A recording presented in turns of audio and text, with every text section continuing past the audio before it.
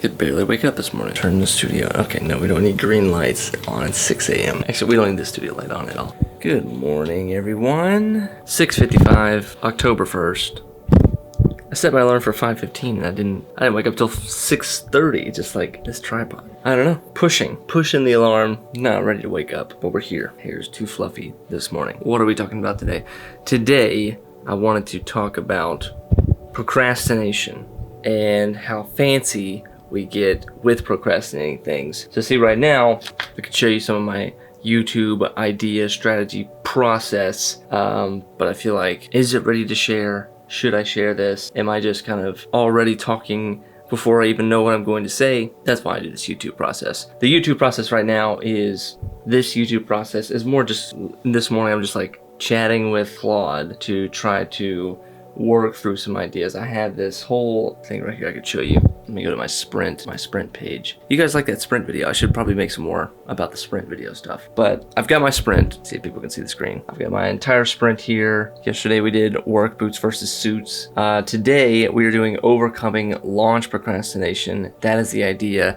And what I'm trying to do is figure out the concept, or you have the idea, then how do you package it up so that it's interesting? How do you package it up so that it gets people to click? Like on this video that you're watching, packaging, thinking about what title, what thumbnail do I need to make? What do I need to put out there to the world for you to click on this video? There's also a part too that I had not done this really that much, and I kind of, right now I'm forcing myself into a corner with this sprint model that I've done. In the next 2 weeks, from October 1st to October 15th, I am going to achieve everything in this sprint. Not going to focus on anything else. New ideas come up, they're going to get dumped into the October 16th bucket. For this sprint, I've given myself 10 ideas. So there's 10 in a 2-week period. There's probably 10 business days. 1, 2, 3, 4, 5, 6, 7, 8, 9, 10, 11. There's 11 business days. So I've got 10 ideas. So maybe one idea is just going to be a free-for-all. Thinking of an idea is great. Shelving it and then coming back to the idea. And you're like, especially with YouTube ideas, you're like, okay, is this gonna work? How am I don't even know. Like, it sounded like a good idea. And you're like, okay. Then you go to, like I am now, I'm forcing myself to make this video. I'm forcing myself to, okay, the video is about overcoming launch procrastination. So what am I gonna say? Or like, what do I need to talk about? Or it sounded like a good idea. So now that's my process of trying to work with, doing a little AI chat back and forth, trying to be like, okay, this is my idea. This is what's gonna go in it. How do we package this so that it has a nice YouTube bing to it? That's what I'm trying to figure out. So come up with several YouTube ideas, YouTube titles. The only video you need to stop procrastinating and launch your startup in 2024. How to stop sabotaging your startup launch. You are sabotaging your startup launch. Stop it. How to stop overthinking and start launching your startup. The simple step-by-step process to overcoming launch fears, why your startup isn't launching, and how to fix it now. So there's some titles, and some of those, like the only video you need to stop procrastinating and launch your startup, that's a big comprehensive video, feels like a big promise. So it's, what's the promise of the video? And can you achieve that promise? And can you deliver that promise?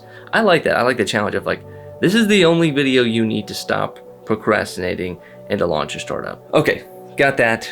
Gonna script it out. It is now 7:30. I'm gonna come back and record this a little bit later. We will see you for the real video. Do I add this vlog into that video as part of my procrastination process? Like, I'll record an intro, and then that's a nice story. Do like, I'm like writing this down. Do intro. We got intro here. We got the goods up here. If you're focus, we got the goods up here, and then we got resolution down there. Resolution. So then it could be vlog. So we could do like intro, cut to the vlog right now.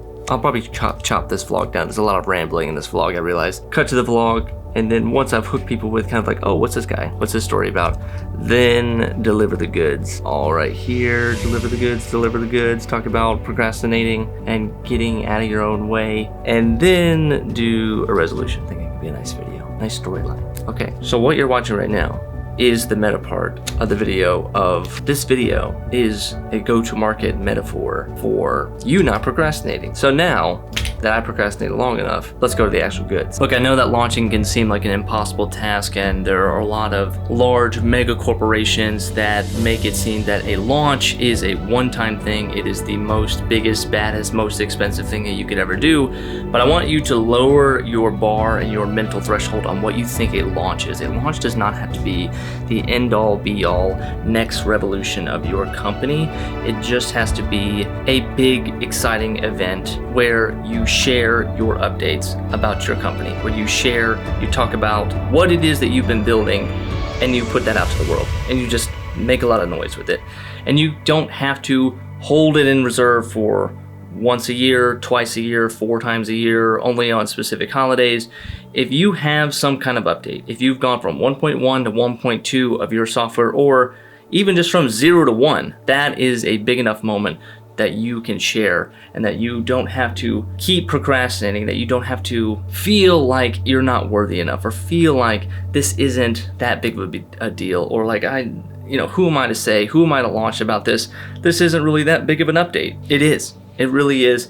And again, I said this in yesterday's video, when you launch frequently, there is momentum. There is a feeling that things are moving, that things are alive, that things are fresh, and that there's you have a constant speed. If you only launch once a year, and you as a small company, maybe you don't even have any customers, if you waited an entire year under the dark, under the covers, just working in the dark, no one knows who you are, no one has visited your website or even tested out your software, then you have no idea if what you have is actually good. I want to talk today about the 4 launch mistakes that I see all the time that might be holding you back as a startup founder, or might have some kind of mental barrier. I want this video to be your way out of this prison that you put yourself in. But first, I want to share my personal story about my struggle with procrastination and my struggle to launch, just get something out the door. And that was with an online course that I built a couple years ago. It was a product. It was called How to Grow Your Personal Brand, or How to Build a Personal Brand.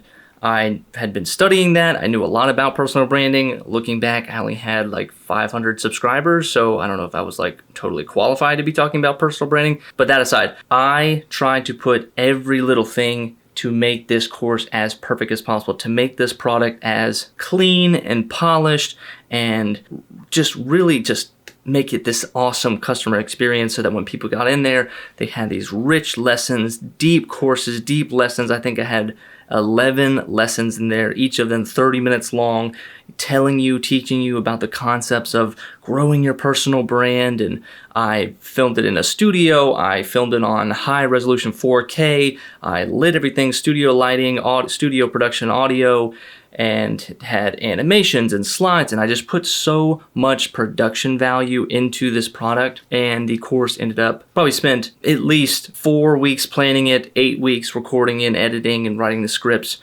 So we're talking 3 months, 4 months of just this polishing and polishing and polishing and polishing. And I never really told anyone about the course, or never really told anyone what I was doing or what I was working on. And then I built the website, put the copy together, put the email sequences together. Again, no customers, no nothing. And just after 5 to 6 months of all of this spinning in circles, and what you might think right now, you might be listening and be like, okay, that's actually pretty productive. That is something that is, that's what you should be doing, Jordan. You should be trying to polish your product and trying to get everything looking as clean as possible, nice as possible.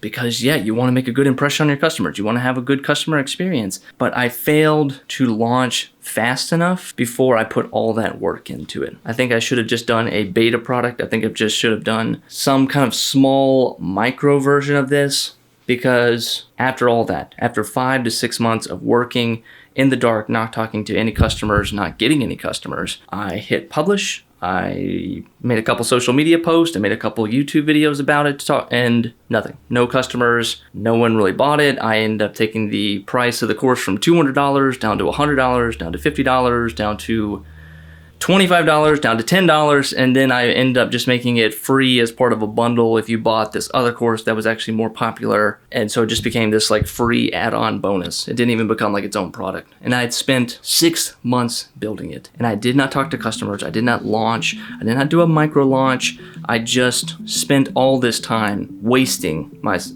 away, hiding under the closet, like just hiding in the dark, not really doing anything. So that was my story. So I've been there. I've been through the procrastination phase over and over where you think you need to make the most perfect product in the world. And the 4 problems that I see a lot, the 4 biggest mistakes that I see with product creators, with entrepreneurs, with solo founders, with you, a startup founder watching this, the 4 mistakes are: 1, you're not clearly communicating the problem that you're solving, or you yourself don't even know the problem you're solving. So with the personal brand course, I didn't really understand the problem that I was solving. I thought people just inherently wanted to make a personal brand, but the personal brand wasn't the thing that people wanted. They wanted the audience, or the chance to have revenue, or the chance to have a side income, or the chance to grow their business. People don't just want a personal brand just for itself. So that was my problem with mistake number 1, not clearly communicating your problem. You have to clarify what you're solving, who it's for, why they should care. So ask yourself this: with the product that you're building right now, who is your audience? What problem do they want solved? And are you just creating something that is just your fancy formula of it, or are you actually solving their problem? And can you clearly articulate what the problem is? If I were to ask you right now, talk for 2 minutes about what the customer's problem is, would you be able to do it? Mistake number two that I see is overwhelming your audience with too many features. And I did that again in the personal branding course. I tried to do 11 30-minute courses, 30-minute lessons, which is, how much is that? Do the math for me. 5.5 hours of content on this stuff. And do people really want to sit through 5.5 hours of video to understand a concept they could probably understand in an hour? And with you building your software right now, are you adding too much to your software? Are you trying to overproduce it? Are you trying to add too many features that just overwhelm people?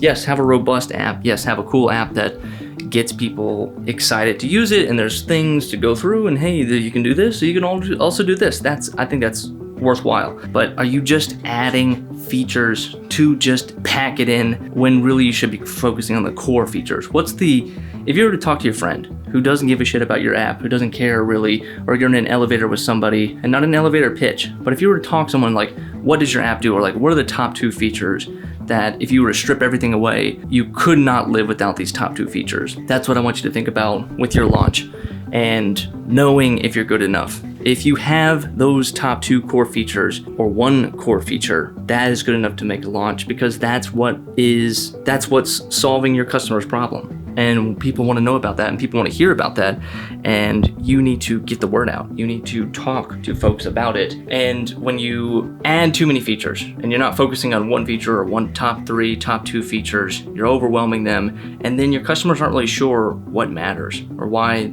they should care about this. Mistake number 3 is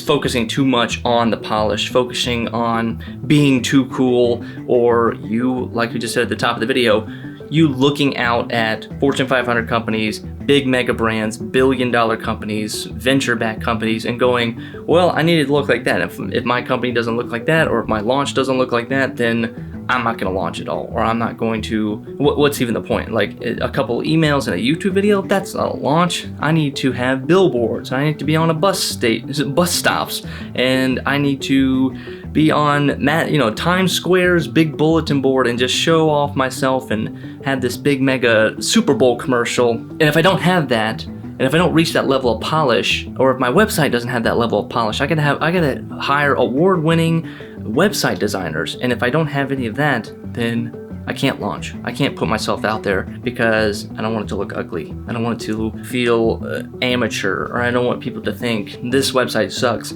so that means this app sucks. You are not a Fortune 500 company. You are not a billion-dollar company.